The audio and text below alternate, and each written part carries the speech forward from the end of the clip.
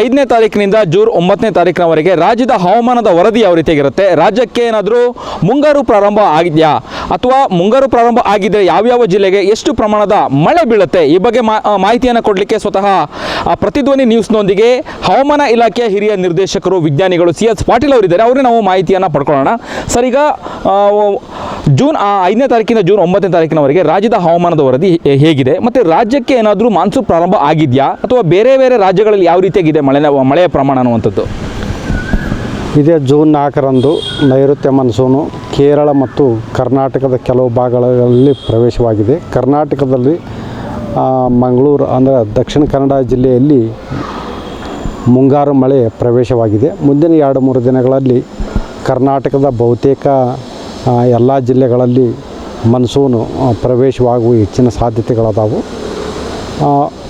June 5ರಿಂದ June 9ರವರೆಗೆ ಕರ್ನಾಟಕದ ಕರಾವಳಿ ಜಿಲ್ಲೆಗಳಾದ ಉತ್ತರ ಕನ್ನಡ, ಉಡುಪಿ, ದಕ್ಷಿಣ ಕನ್ನಡ ಜಿಲ್ಲೆಗಳಲ್ಲಿ ವ್ಯಾಪಕವಾಗಿ ಅಂದರೆ 76%ಕ್ಕಿಂತ ಹೆಚ್ಚಿನ ಪ್ರದೇಶಗಳಲ್ಲಿ ಮಳೆಯಾಗುವ ಸಾಧ್ಯತೆಗಳದಾವು.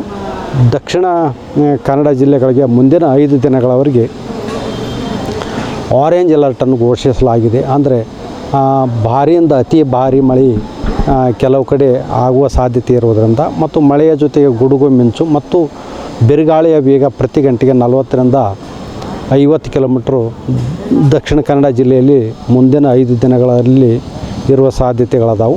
ಮತ್ತು ಉತ್ತರ ಕನ್ನಡ, ಉಡುಪಿ ಜಿಲ್ಲೆಗಳಲ್ಲಿ ಮುಂದಿನ 5 ದಿನಗಳವರೆಗೆ ಕೆಲವು ಕಡೆ ಭಾರಿ ಮಳೆಯಾಗುವ ಸಾಧ್ಯತೆ ಇರುವುದರಿಂದ ಯೆಲ್ಲೋ ಅಲರ್ಟನ್ನು ಕೂಡ ಕೊಡಲಾಗಿದೆ. ಕರ್ನಾಟಕದ ದಕ್ಷಿಣ ಒಳನಾಡು ಹಾಗೂ ಉತ್ತರ ಒಳನಾಡಿನ ಜಿಲ್ಲೆಗಳಲ್ಲಿ 51%ರಿಂದ 75% ಪ್ರದೇಶಗಳಲ್ಲಿ ಅಂದರೆ ಕೆಲವು ಕಡೆ ಮಳೆಯಾಗುವ ಸಾಧ್ಯತೆಗಳದಾವು. ಮತ್ತು ಮಳೆಯ ಜೊತೆಗೆ ಗುಡುಗು ಮಿಂಚು ಇರಲಿದ್ದು ಬಿರುಗಾಳಿಯ ವೇಗ ಪ್ರತಿ ಗಂಟೆಗೆ 40ರಿಂದ 50 ಕಿಲೋಮೀಟರ್ ಇರುವ ಸಾಧ್ಯತೆಗಳದಾವು.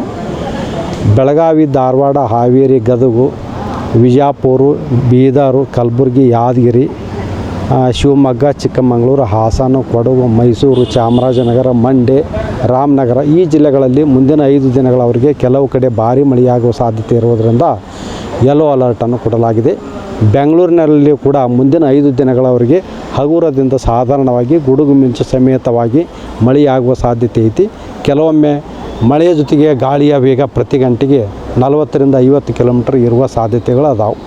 ಓಕೆ, ಕಳೆದ ವರ್ಷನ ಕಂಪೇರ್ ಮಾಡಿದರೆ ಈ ವರ್ಷ 2026ರ ಮುಂಗಾರು ಮಳೆಯ ಎಫೆಕ್ಟ್ ಯಾವ ರೀತಿಯಾಗಿರುತ್ತೆ, ಹೆಚ್ಚಿರುತ್ತಾ ಕಡಿಮೆ ಇರುತ್ತಾ ಅನ್ನುವಂಥದ್ದು? ಯಾಕಂದರೆ ಬೇಸಿಗೆ ಜಾಸ್ತಿ ಇತ್ತು, ಹಾಗಾಗಿ ಮಳೆ ಪ್ರಮಾಣ ಕಡಿಮೆ ಐತೆ ಅಂತೇಳಿ ಹೇಳಾಗ್ತಿರುವಂಥದ್ದು.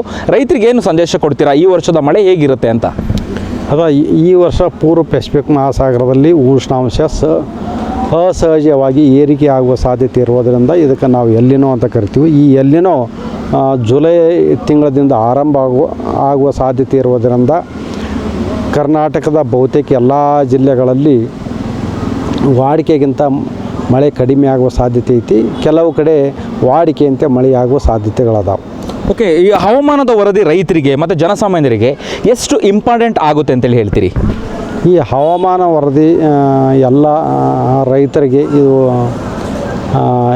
ಬಿತ್ತೋದ್ರ ಬಗ್ಗೆ, ನೀರು ಹಾಯಿಸೋದ್ರ ಬಗ್ಗೆ ಮತ್ತು ಕಳೆ ತೆಗೆಯೋದಾಗಲಿ, ಔಷಧಿ ಸಿಂಪಡಣೆ ಮಾಡೋದಾಗಲಿ, ಹೀಗೆ ಬೇರೆ ಬೇರೆ ರೀತಿಯ ಕೃಷಿ ಚಟುವಟಿಕೆಗಳು ಮಳೆ ಮೇಲೆ ಅವಲಂಬನೆ ಇರುವುದರಿಂದ ನಾವು ಮುಂದಿನ 1 ವಾರದವರೆಗೆ ಈ ಒಂದು ಮಳೆಯನ್ನು ಮೊದಲ ತಿಳ್ಕೊಂಡಿದ್ದು ಅಂದರೆ ನಾವು ಸರಿಯಾಗಿ ಪೂರ್ವ ಸಿದ್ಧತೆಯನ್ನು ಮಾಡಿಕೊಳ್ಳಲಿಕ್ಕೆ ಇದು ಭಾಳ ಅನುಕೂಲ ಆಗುತ್ತೆ. ಧನ್ಯವಾದಗಳು ಸರ್. ಧನ್ಯವಾದಗಳು. ಪರ್ಸನ್ ಮಂಜುನಾಥ್ ಜೊತೆ ಅಭಿಜಿತ್ ಗಣೇಶ್, ಪ್ರತಿಧ್ವನಿ ನ್ಯೂಸ್, ಬೆಂಗಳೂರು. ಹೆಚ್ಚಿನ ವಿಡಿಯೋಗಳಿಗೆ ಪ್ರತಿಧ್ವನಿ ಯೂಟ್ಯೂಬ್ ಚಾನೆಲ್ ಸಬ್ಸ್ಕ್ರೈಬ್ ಮಾಡಿ, ಬೆಲ್ ಐಕಾನ್ ಕ್ಲಿಕ್ ಮಾಡಿ.